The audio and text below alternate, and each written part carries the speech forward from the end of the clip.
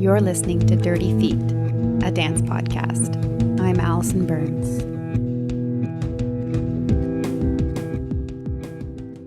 So you've already heard me mention a few times on this podcast that I'm creating a show for the Ottawa Fringe Festival this year.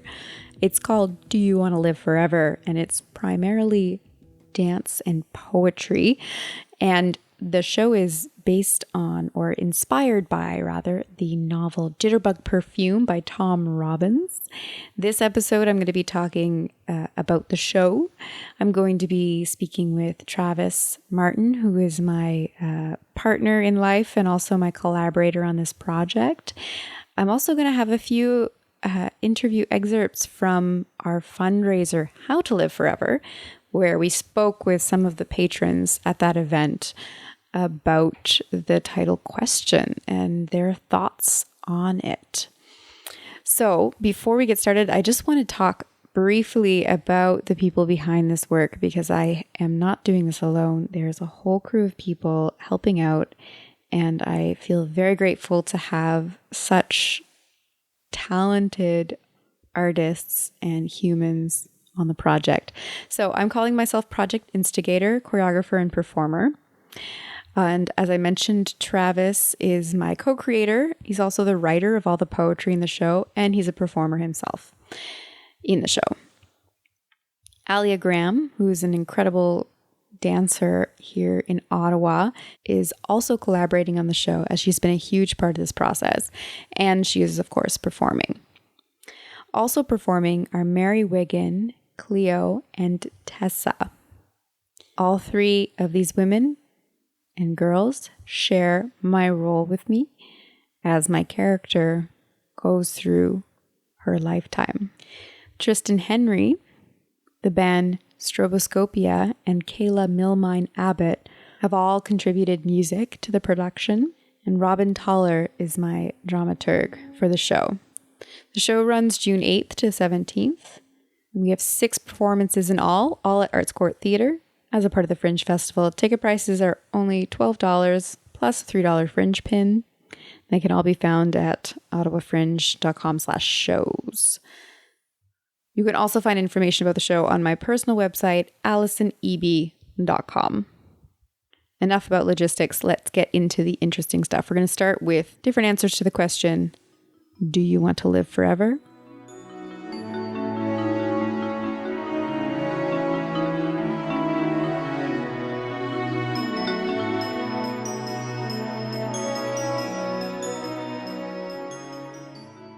Okay, all right, I have Sarah in the hot seat. Hi. Sarah, do you want to live forever? This is actually a question that I've been terrified of my entire life. Like, I get very stressed. When I read this is the theme of your fundraiser, I was like, oh my God. Because no, I don't, and yes, I do. Okay, would you care to elaborate? I'm terrified of the idea of forever, because that would be insane, and I can't fathom things going on forever. It just doesn't make any sense to me. Everything has an ending, a beginning, middle, and ending. But also the idea of not existing is equally as terrifying to me. So it's a bit of a catch-22. It's like, what do you want? I want neither. All right. It's probably my greatest fear. Nice complex answer. Sorry about that. No, that's what we want. I also want to know, if there were a key to immortality, what would it be? What would it be? Like something that would make that happen for us. Yeah. Like a key. Like what? What is the practice? What is the secret? What is the object? Eat lots of chocolate and live a good life. Do whatever you want. That's what I think. Thank you, Sarah. You're welcome. So I have Bobby here, and I'm going to ask Bobby, do you want to live forever? No. Why not? Well, I think it would get boring and it would be bad after a while of living forever. And Bobby, how old are you? 11. Have you gotten bored yet? Nope. Nope. Excellent. And I have one more question for you. If there were a key to immortality, what do you think it would be? I don't know. I think it would be eating very healthy and being fit. That would probably be the key. Those are very wise answers.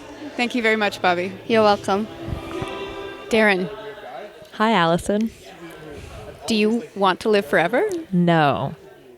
Why is that? I think it's hard for me to put exactly into words, but I think the limited amount of time that I think about having pushes me to accomplish what I want to do. And I think it pushes people, like as a species, I think it pushes us to accomplish things that we want to do. And I don't think anything would ever change or move forward or get better if we could live forever. Mostly downtown. And I guess that's why. Thank you for sharing your thoughts. Thank you. All right, we have Bobby back. Bobby, what do you need to add to your answer?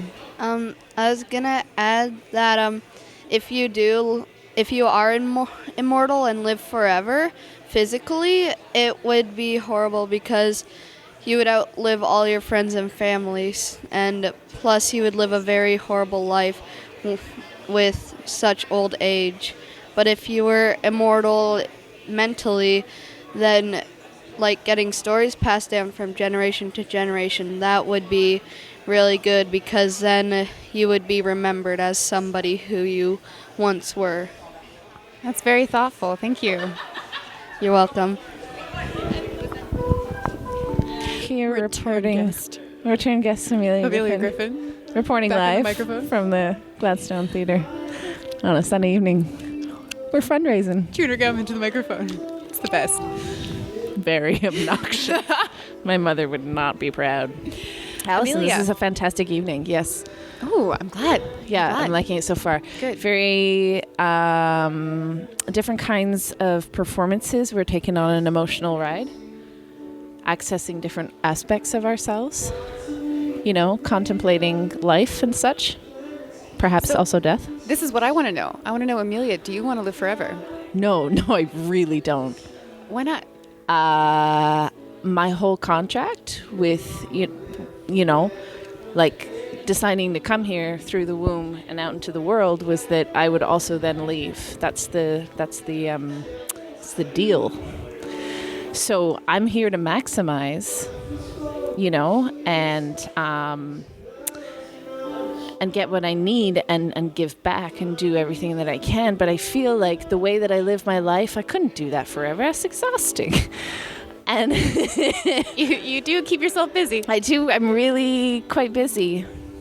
There are people putting things into a box here. It's very exciting. Oh my goodness. Yes, we have the people who are too shy for the microphone filling out some of these questions. Right. Well, that's not on me. the page. I have one more question for you. Wait, I didn't finish my answer. Oh, though. excuse me. Go So on. it's really okay. I feel like if I live forever, I really like people. So I would get to meet a lot of people over all the years that will ever be.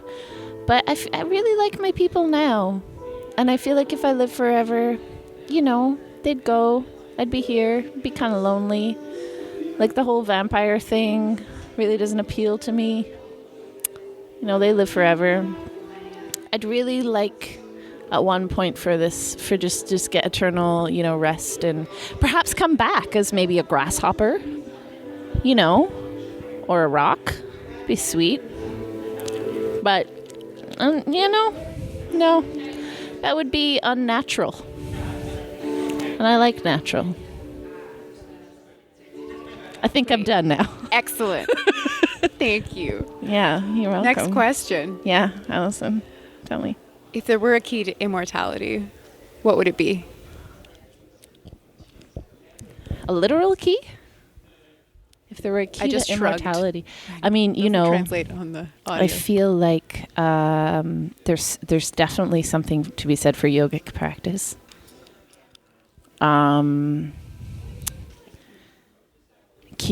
Another key could just be like deciding that this is all a facade and this version of reality is just a decision and you know, if you just undecide to take part in this version of reality, then there's alternate realities that you can just play in forever. That was really down an esoteric path. But, you know, kiwis have like all the vitamins and minerals. So I feel like if you ate a lot of kiwis, that might help on your quest. Stay away from dairy. That's just going to make you inflammatory and not help your immortality cause. I feel like also signing, you know, a deal with the devil is a really, really good way to do that. It's like the quick fix version. Yeah. I mean, he's kind of a jerk, so like you got to deal with whatever he's going to throw back at you eternally. But living forever would be kind of a special kind of hell for me. So that's, yeah. All right. I'm sure I have lots of other. That was a pretty other comprehensive guide, regardless. Yeah, Thank you. kiwis. Kiwis and yoga. And no Kiwis, dairy. yoga, Satan, and no dairy. I feel like it's and/or Satan. Like, Oh, it is and/or Satan. Yeah. Sorry. Yeah, that's only if not you want to like necessarily talk part to of the him. mix. Yeah. Or her. Or they. Non-binary, inclusive. gendered, There you go. evil Being. being. Yeah. Yeah. You never know in and of this world. Thanks, Amelia. You know, you're welcome.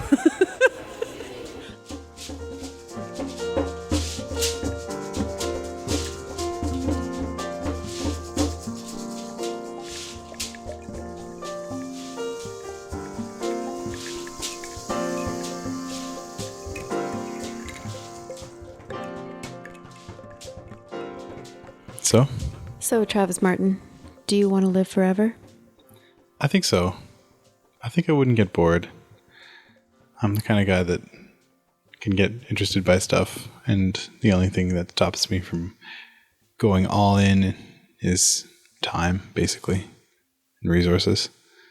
So if I had all the time in the world, then I could do all the things in the world. Maybe after I've done all the things, then I'd be bored. But then the world moves on, and there's new things in the world, so I just feel like I wouldn't get bored. And Travis, if there was a secret to immortality, what would it be? Finding the eternity in every moment is the secret to immortality. Beautiful. That is a great tie-in to the theme, I would say. One of the themes of the show, Do You Want to Live Forever? Which, of course, we are creating together for the Ottawa Fringe Festival this year. So let's dive into a bunch of questions about the process of creating this show. You are an artist in your own right, but dance is a new form for you. You are a theater artist, you are a writer, you are even a video game designer. So you approach performing arts with a strong sense of narrative.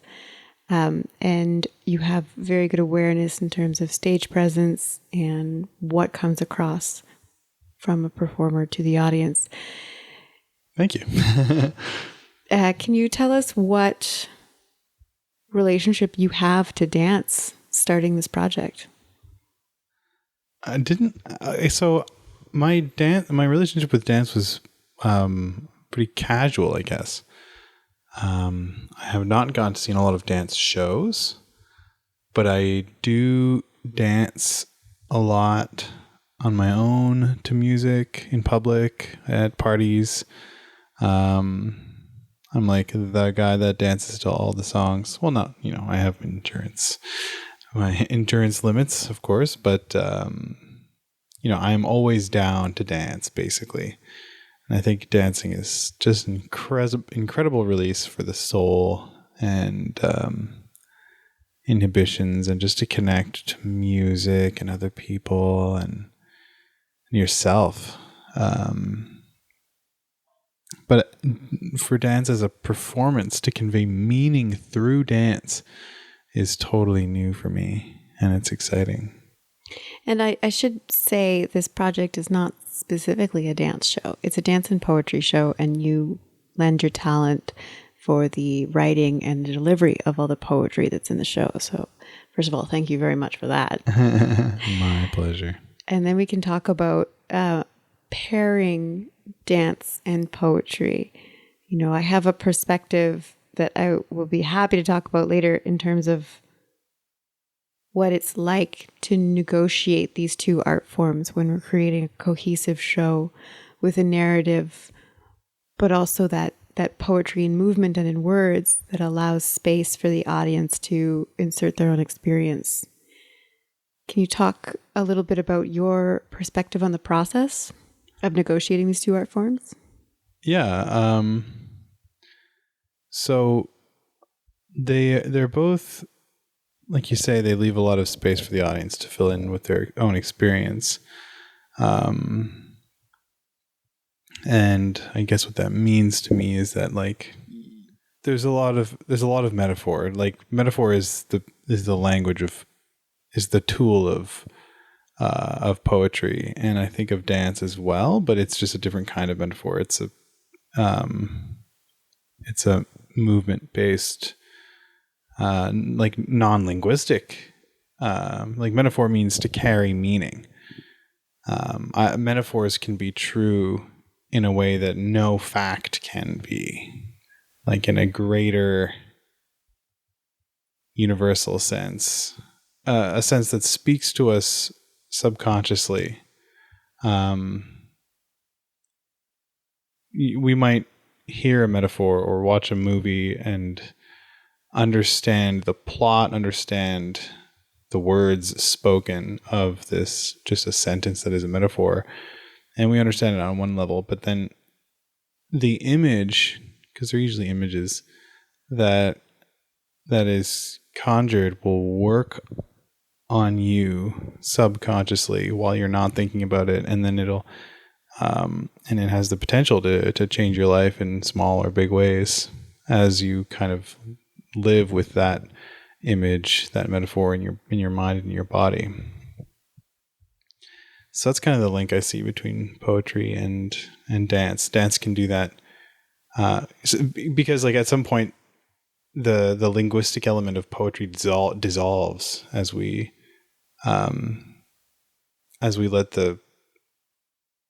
let the images affect us experientially. So when I was writing promotional material for the show, I came up with this idea that the poetry and dance are the languages of the heart and the body, respectively.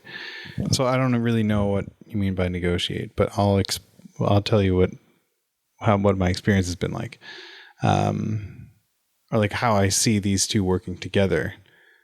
Because we have this aim, and I'm pointing forward here,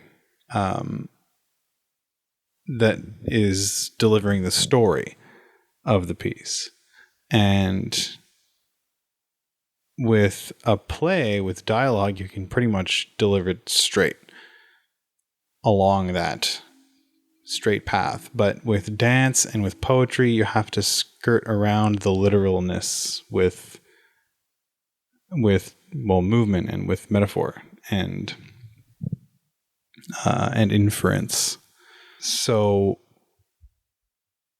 what we can do here is play to the strengths of both media, really evoke powerful body language, body image, use the body language of dance to tell one part of the story, and use the poetry to tell a different part of the story, a different perspective. And it's reflected, that kind of duality of deliverance is reflected in the characters.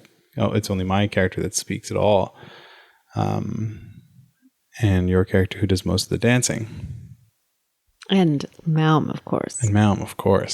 The goddess of here and now. Yeah, for me, because this poetry that I'm writing is kind of auxiliary to the dance, what I do is look to fill in the holes of what we can deliver in dance, using the poetry. It's a play. Just look for what's best used in both.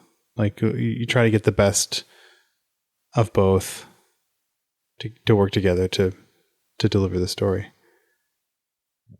Absolutely. And I think my perspective on the negotiation has to do as much with the process as it does with what has or will soon be the final product as we finish up our rehearsals, because we keep exploring how much we can communicate with the movement, and then where we need support from the language, and then your poems that you bring to life based on, my directives and what we've decided we want each poem to convey. It ends up, of course, filling out more than the initial suggestion. Your words and your images and your tone tell us more about the characters, tell us more about their history and their motivations, and then that in turn informs the movement.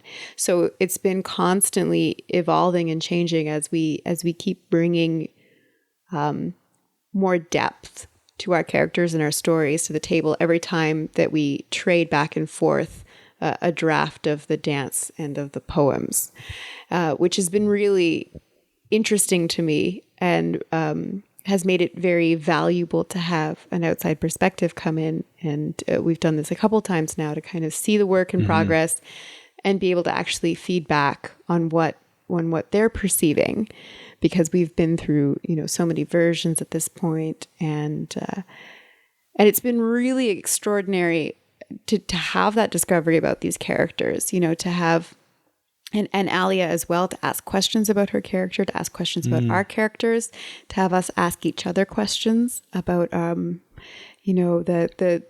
characters that we play, the character that Alia plays, and to through the words as much as through the movement, start to understand these people better. And I think it's been really fun too for me.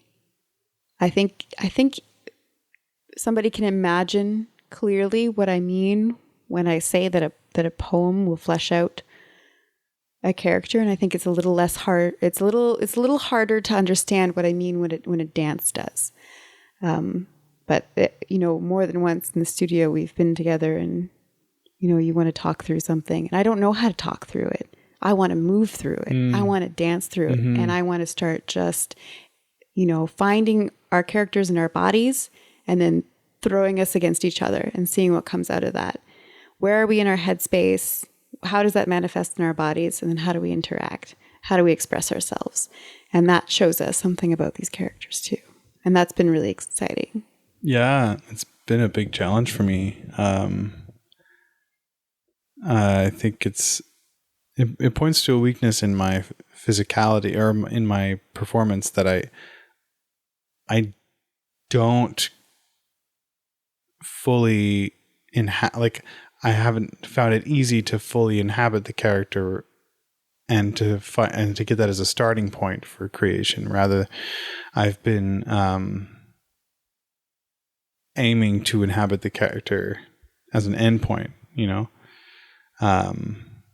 I think that this whole process has really helped a lot in that regard, to understand physically who I am, because we are our bodies, and this dance is an expression of the body of this character, and it's powerful to be in that.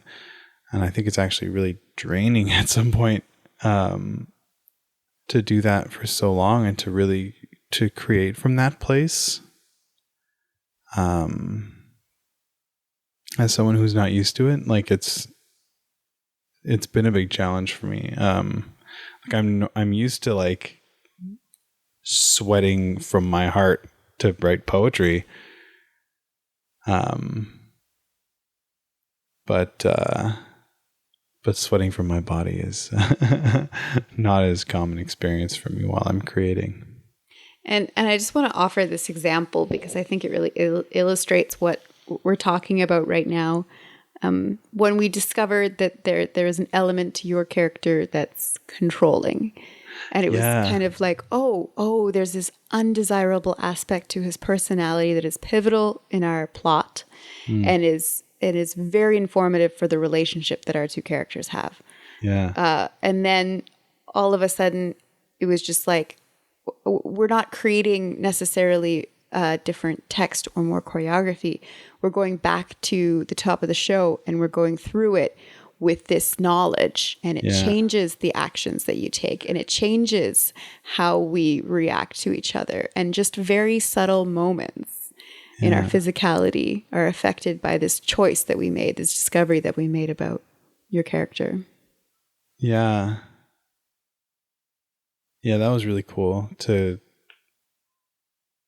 have that discovery inform the choices that we make, the movement choices, like to stand behind you and move your body while I deliver this poem as I'm shaping you into what I hope you will be. And it's interesting that came up so recently, that characteristic.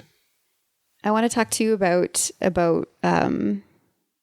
the way in which I've asked you to move physically, and you've expressed how this has been a difficult process for you, and I see that, and I see you working very hard, and I really appreciate your energy in this work.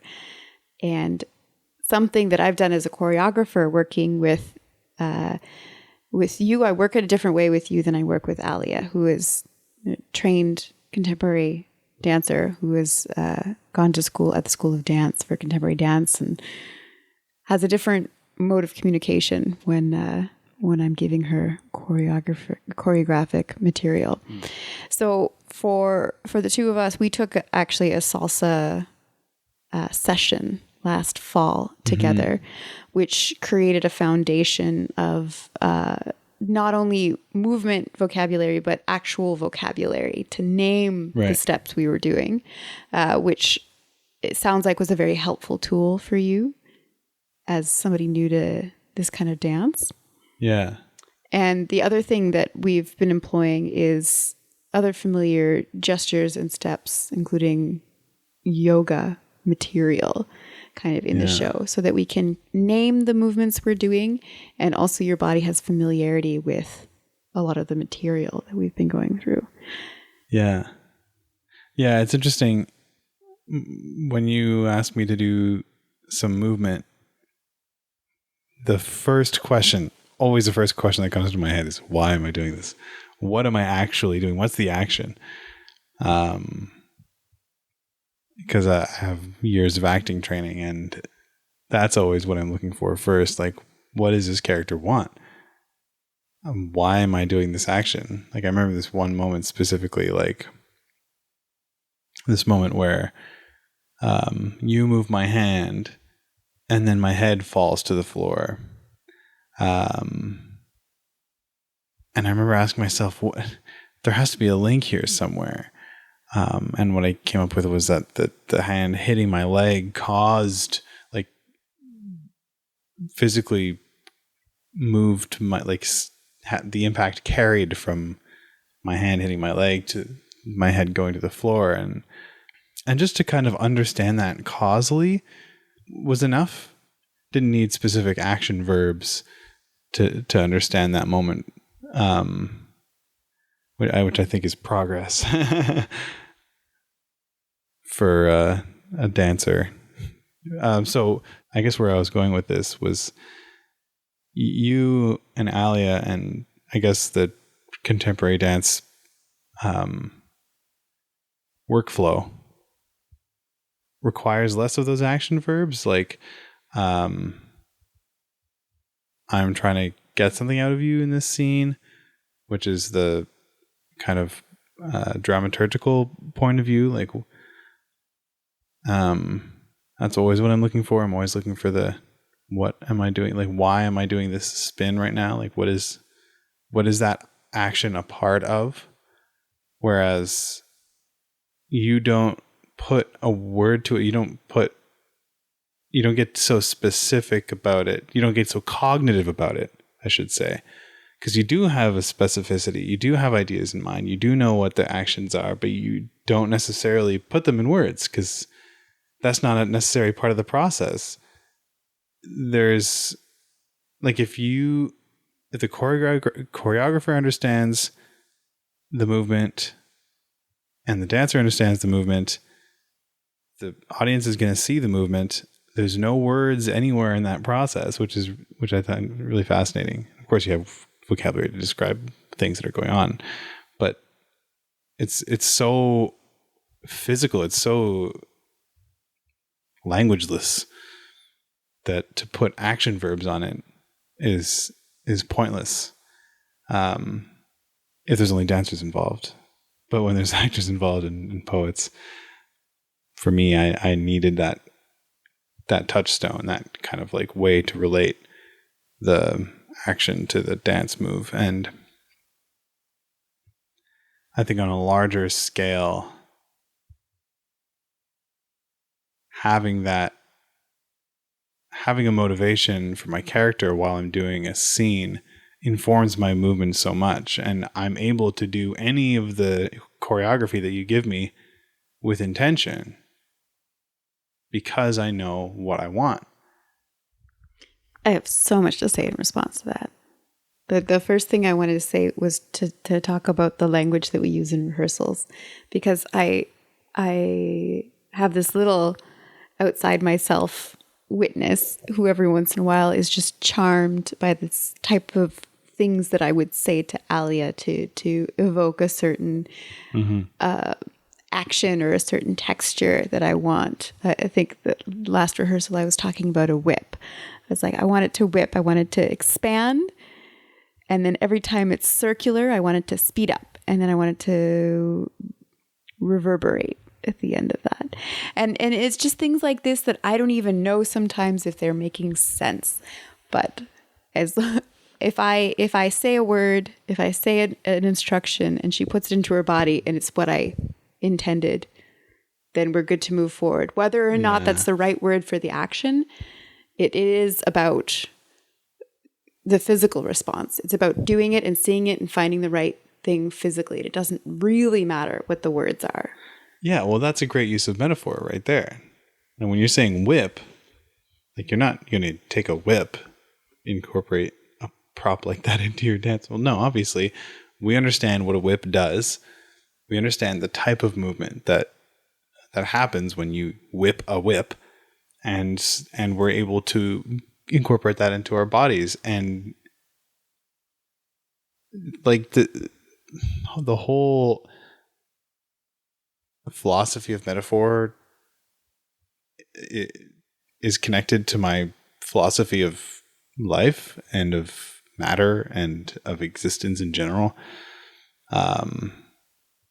Which I was thinking about just the other day, that we have physical properties like physics, gravity, and thermodynamics, and we use all of those words in different contexts.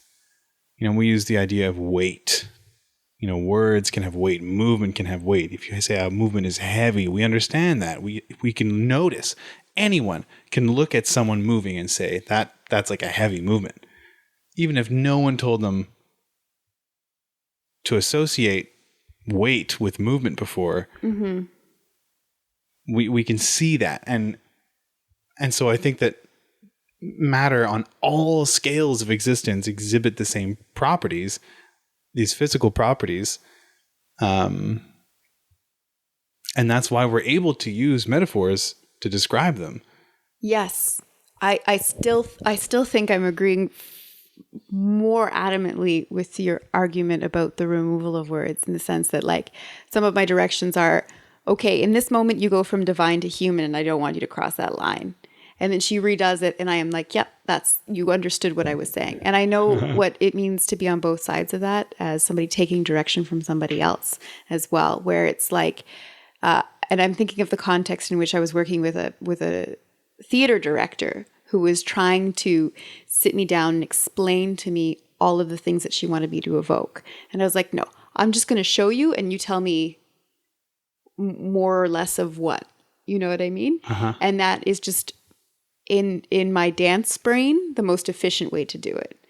And I see Alia responding to me in that way as well. Whereas, like, I throw a directive at her and whether it makes sense or not, she's just going to do what she thinks I'm looking for.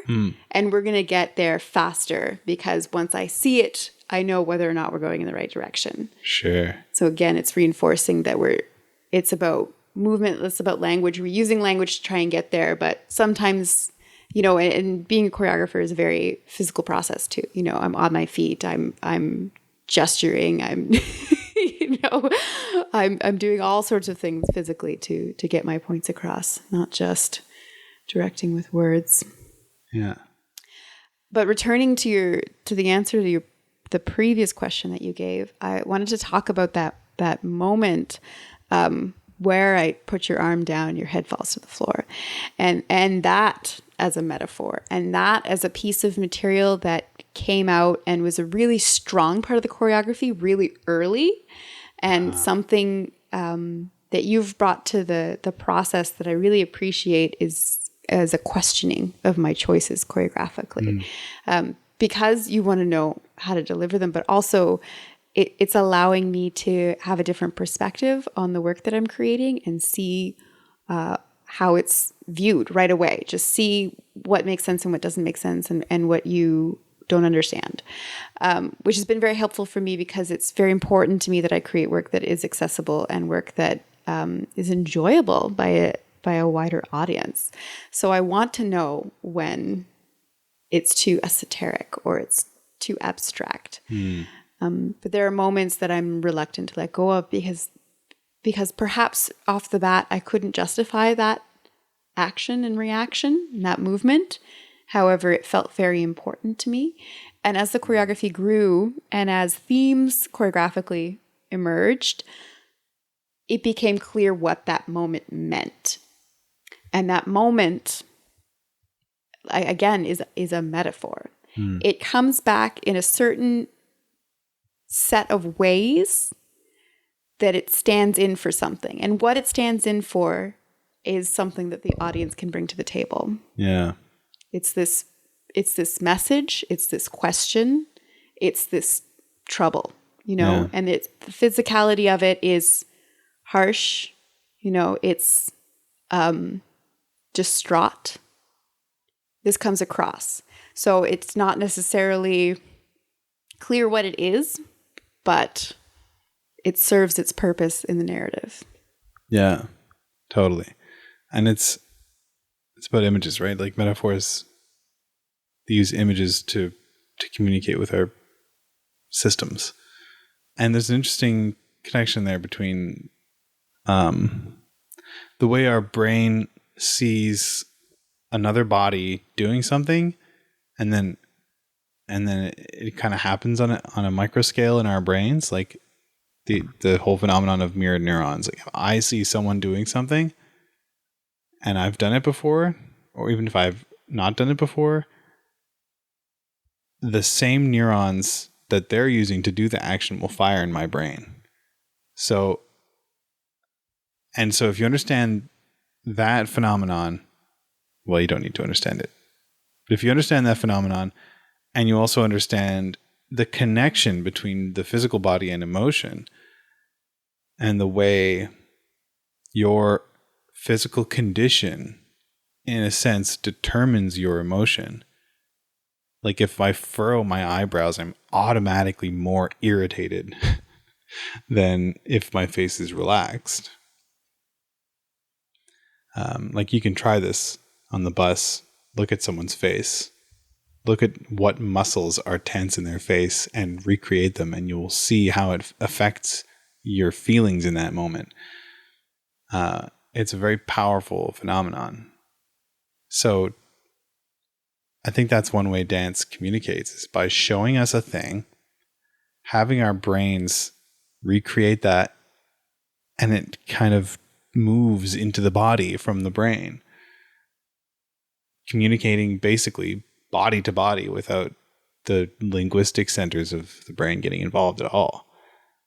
Because we process visual information all at once, and it's only concepts that we understand linguistically that ever enter into that part of our brain. So, yeah, I don't know how we got on that topic, but metaphors and that dance, that process are, really interesting.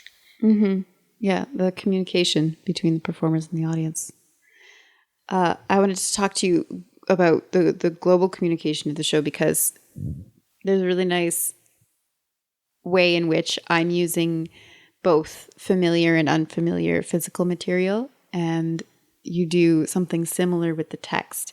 You use a very charming structure for most of your poems. You use a lot of rhyme. You use a lot of poetry language, but you also use colloquial language, and you have fun with it, and you make it really a welcoming experience.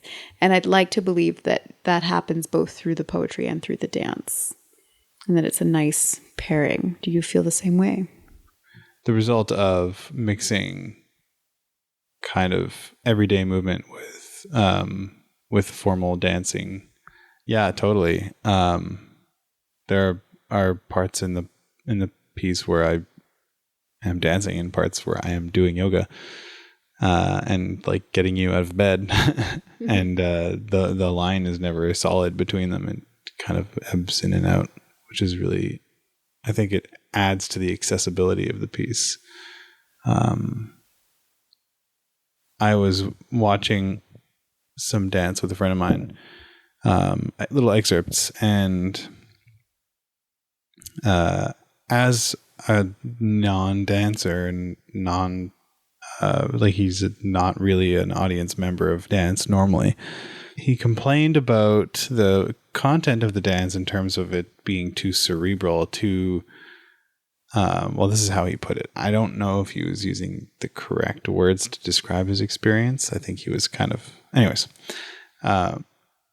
his complaint was that he had to pay too much attention to what the person was doing and like actively interpret it, because the movements were so far removed from his experience as a human being that he had no automatic reactions to what was going on. You know, he couldn't see. So that was, one piece. And another piece, there were clear moments where this person was just walking from one place to another, and their comportment, their posture was what gave you the idea of the character. So that is much more concrete, and he had a lot more fun watching that piece because he recognized it. We find the same thing in music. There are certain sound combinations that are just more familiar to the everyday ear, which is why popular music is very simple and uses a lot of the same conventions. And if you try to get someone whose musical experience is limited to pop songs that are played on Virgin Radio, if you try to expose this person to neoclassical music of the 20th century, which is barely tonal, musically all over, like there's not much harmony and melody,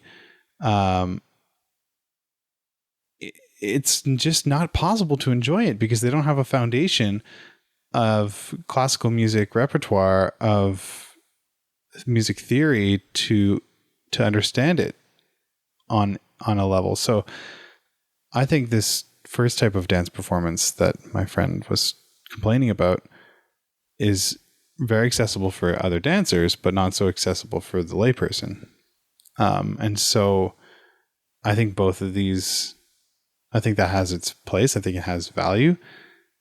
Just like this neoclassical genre has value, but it's not, it's not super accessible to the layperson. And do you find that's paralleled in the poetry you've written for this show? Yeah, I find that people can get very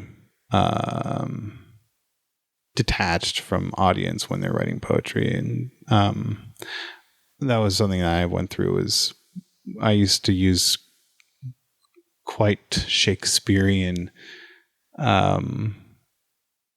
phrasing in my poems, and I think it was not super readable. Like I have a great ear for Shakespeare. I can watch a Shakespeare piece for the first time and completely understand everything everyone says. Well, maybe 85%, which is very high. So for me, it's totally readable, but the average person hears this phrase, like, just, it comes down to even the sentence structure is radically different. Just where the adjective is placed in relation to the noun is not automatically understandable. And so what I strive to do now in my poetry is to really make it understandable to the human ear, which is to the modern human ear, contemporary, which is exactly what Shakespeare was doing. Like, everyone understood what was being said, even just the normal blacksmith who had no use for reading would understand what's going on. So yeah, I think it's important for this kind of piece that aims to be accessible for the poetry to be to acknowledge its roots. My poems, some of them are more formal. One of them is actually an iambic pentameter. So I recognize my roots by keeping that form, and I acknowledge my present audience by using language and idioms that they understand. Like Bodacious Booty. Like Bodacious Booty. That poem is a lot less set in structure. It's a lot looser, but still has a structure. But yeah, I do love to use that kind of, I think I say bounteous booty. Oh. Fair enough. Travis, thank you so much for taking the time to talk with me today about the show. It's been a pleasure. I am so thrilled to be opening this week, and I look forward to our run together. I think the count is under 120 hours till we open now. Amazing.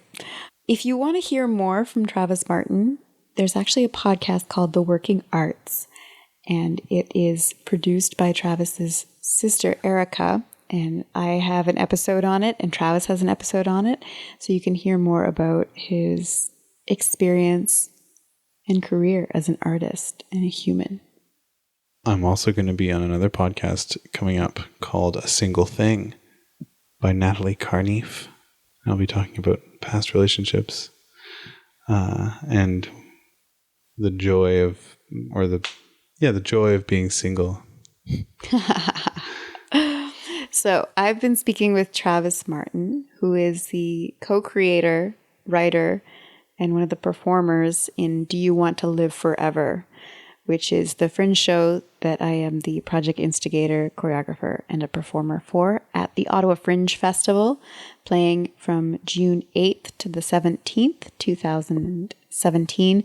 We have 6 shows at Arts Court Theatre. Tickets are only $12. You do need a $3 Fringe pin, however, to see any shows at the festival.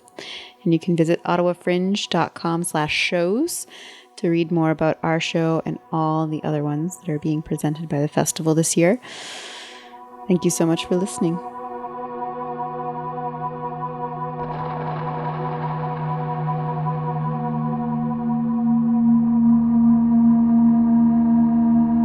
Mom. What a babe.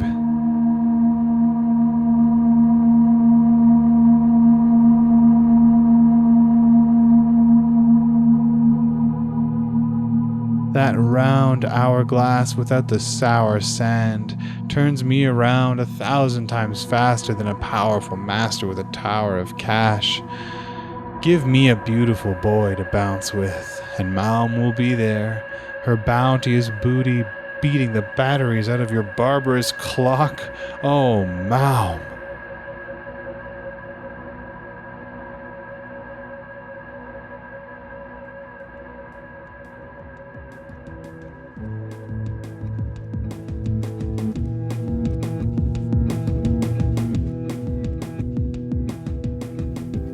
You've been listening to Dirty Feet.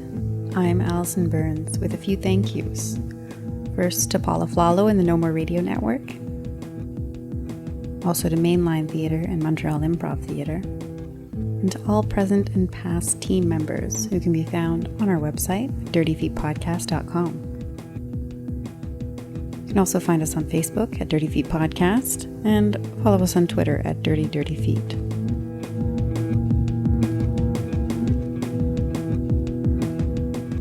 Thank you for listening. Until next time.